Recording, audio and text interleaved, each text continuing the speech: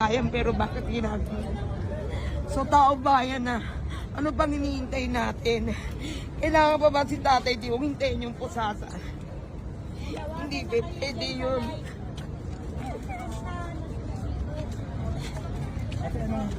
Anong masasabi mo sa nangyayari ngayon? Hindi deserve ni Tatay Digong yan. Nagserbisyo sa bayan.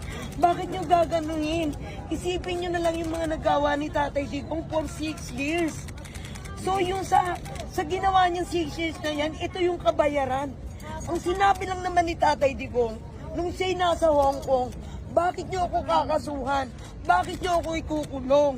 Ginawa ko lang ang tama para sa bayan. Yung sinabi ni Tatay Digong na yun, that's it na yun. Ibig sabihin, yung sabing yun, yun yung nag-serve siya sa bayan, wala siyang ibang hiniling pa.